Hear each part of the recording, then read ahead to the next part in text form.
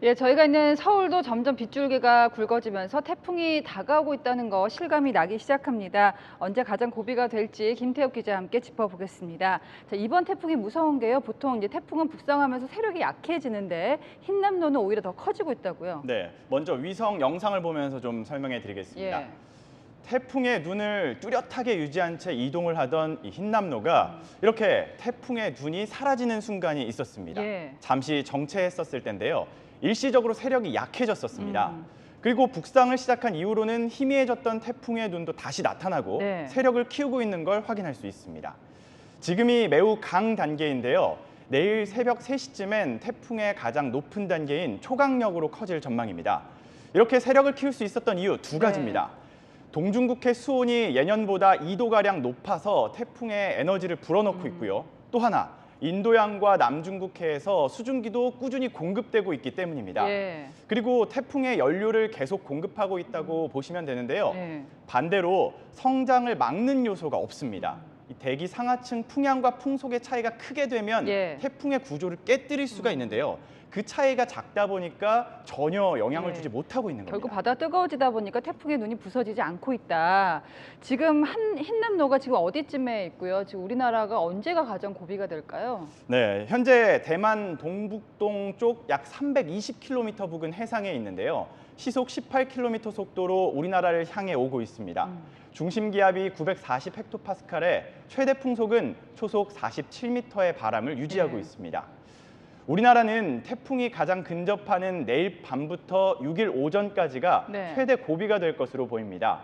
기상청의 최신 예보를 보면 해안 쪽으로 지나갈 것으로 예측됐던 이 태풍 경로가 조금 더 내륙 쪽으로 옮겨졌습니다. 예. 이렇게 되면 내륙을 관통해 지나가는 면적이 더 넓어지기 때문에 예상보다 피해 범위도 커질 것이 우려됩니다. 자, 우선 강한 바람이 걱정인데요. 제주도와 전남, 경남 해안의 경우 초속 40에서 60m의 매우 강한 바람이 불 것으로 예측되고 있습니다. 이 정도면 달리는 차도 넘어뜨릴 수 있는 색입니다. 중부지방이라고 해도 안심할 수 없습니다. 초속 15에서 20m 반경 안에 한반도 거의 모든 지역이 포함되어 있기 때문입니다. 예. 자, 그리고 많은 비도 우려되는데요.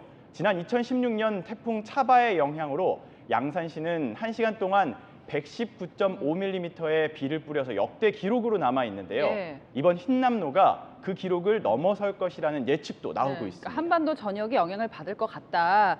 지금 어저께 저희가 이제 풍속이라든지 강수량은 예전과 비교를 했습니다. 이제 피해 규모에서도 이번이 한 번도 예상하지 못한 피해가 발생할 수 있다. 이런 경고가 나오고 있지 않습니까? 네, 역대 최악의 태풍으로 손꼽는 게 2003년 매미 그리고 2016년 차바를 둘 수 있는데요.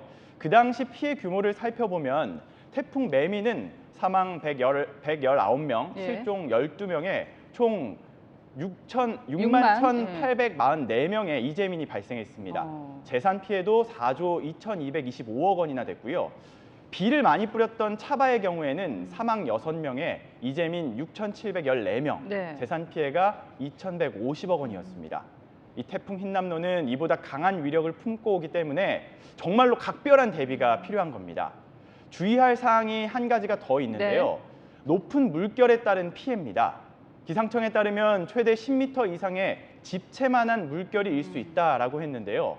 태풍으로 인해 평소보다 바다 수위가 올라간 상태에서 강한 바람까지 불기 때문인데요.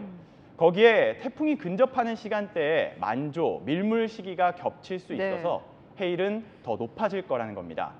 해안가 주변과 저지대 주민들의 각별한 주의를 당부했습니다. 네, 지금이 정말 태풍 전야로군요. 지금까지 아는 기자였습니다.